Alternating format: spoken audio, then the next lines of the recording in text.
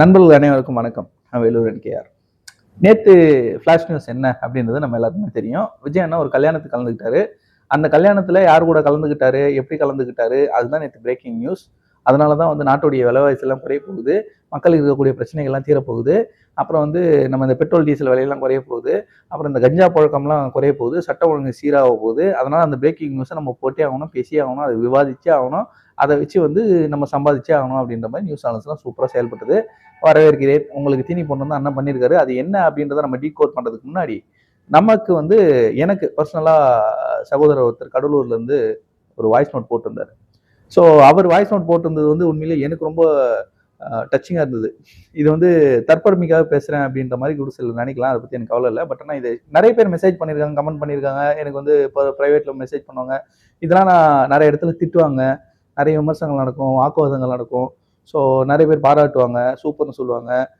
இதெல்லாம் நான் ஷேர் பண்ணணும்னு நினைக்கல. பட் ஆனால் இந்த ஒரு ஆடியோ நோட் எனக்கு ரொம்ப க்ளோஸ் டு ஹார்ட் அப்படின்னு நான் நினைக்கிறேன். அதனால ஷேர் பண்ணுன்ட்டு முகமது ஹாலிப்னு சொல்லி சகோதரர் அனுப்பியிருந்தார் கடலூர்ல இருந்து.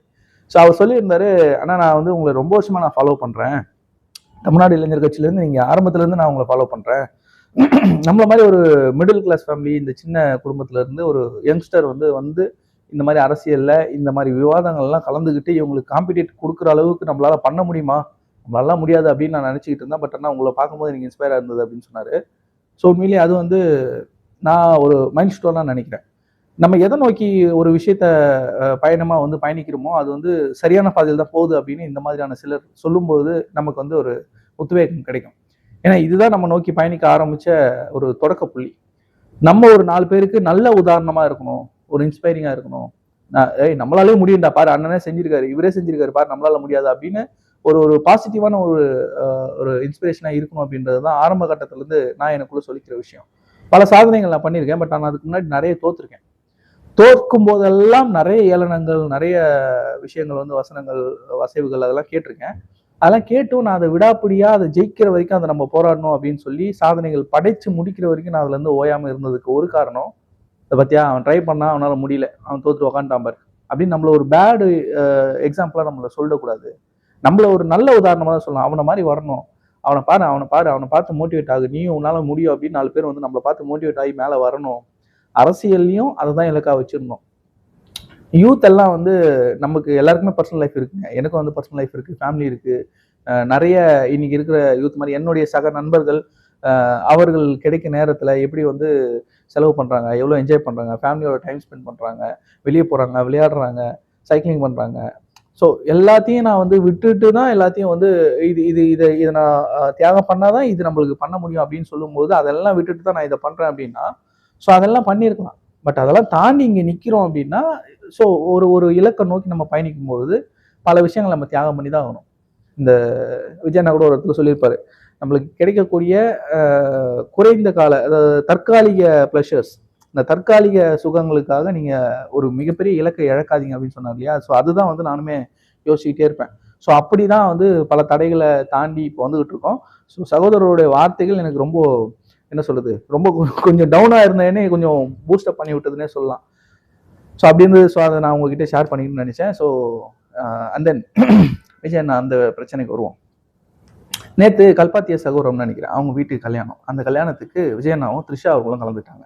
ஒரே கார்ல ஒரே மாதிரி உடைய அணிந்து வந்துட்டாங்க. இவங்க அடுத்து இவங்க கல்யாணம் பண்ணிக்க போறாங்க அப்படி இப்படின்லாம் நிறைய செய்திகள், நிறைய வதந்திகள், நிறைய இந்த ரூமர்ஸ், அது என்ன சொல்றது, காசிப்னு சொல்லுவாங்களா, அந்த மாதிரி போயிட்டே இருக்கு. சினிமா துறையில இருக்கிறவங்களுக்கு இது நிறையவே நடக்கும். நம்ம இப்போ சமீபத்துல கூட சிலருக்கு நடந்து நம்ம பார்த்துருக்கோம். ஸோ கணவன் மனைவியா இருந்து அவங்க பிரிஞ்சுட்டு அப்புறம் இன்னொருத்தரோட அவங்க கை கோர்த்து கல்யாணம் பண்ணிக்கிட்ட விஷயங்கள்லாம் நம்ம பார்த்தோம். ஸோ அதெல்லாம் கம்பேர் பண்ணி இப்போ இந்த அரசியல் இதை கோர்த்து எடுத்துட்டு சொர்க்க விஷயம் இருக்கு இல்லையா, அதுதான் எப்படின்னு புரியல. ஸோ நிறைய தம்பிகள் நம்ம இவங்க சொல்றாங்களா, அனில்ஸ், அப்புறம் விர்ச்சுவல் வாரியர்ஸ், இவங்க எல்லாமே ரொம்ப மன உளைச்சல்ல இருக்காங்க இப்போ அப்படின்ற மாதிரி. பட் இதுல எனக்கு தெரிஞ்சு இதுல பெருசா நம்ம யோசிக்கிறதுக்கு ஒண்ணுமே கிடையாது. போன வாரம் வரைக்கும் ஒரு குற்றச்சாட்டு என் மேல வச்சு என் மேல அபாண்டமா நீங்க பழி சொன்னீங்க. அதெல்லாம் இல்லடா, நாங்க ஜஸ்ட் ஃப்ரெண்ட்ஸ் தான். நாங்க எப்படி போனோம், நாங்க என்ன பண்ணணும், எப்படி பழகணுன்றதை நீங்க சொல்லாதீங்க.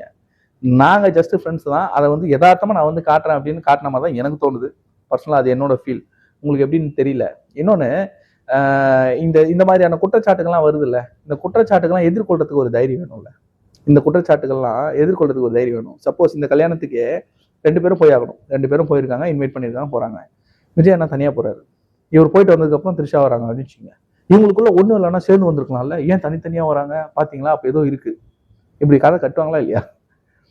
இந்த கதைகள் வரக்கூடாதுன்னு வா பேசணும், எனக்கு ஒன்றும் இல்லை, என் மனசுல ஒன்றும் இல்லை, உன் மனசுல ஒன்றும் இல்லை, நம்ம 2 பேரும் ஜஸ்ட் ஃப்ரெண்ட்ஸ் தான், வா நம்ம சேர்ந்து போவோம், இதுல என்ன இருக்கு அப்படின்ற மாதிரி தான் வந்த மாதிரி எனக்கு ஃபீல் ஆகுது.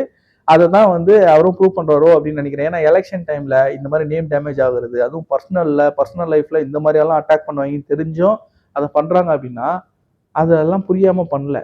நான் அப்படிதான்டா பண்ணுவேன் அப்படின்றதுக்காகலாம் பண்ணல. எங்களுக்குள்ள ஒன்றும் இல்லை, நாங்க ஒளிஞ்சு மறைஞ்சு வாழ வேண்டிய அவசியம் கிடையாது, நாங்க தப்பு பண்ணல அப்படின்றத எடுத்து வைக்கிற மாதிரி தான் இந்த ஒரு வெட்டிங் அரேஞ்ச்மெண்ட்டை நான் பாக்குறேன். நீங்க என்ன நினைக்கிறீங்க அப்படின்றத கமெண்ட்ல சொல்லுங்க. நன்றி. நான் வேலூர் வெங்கய்யா.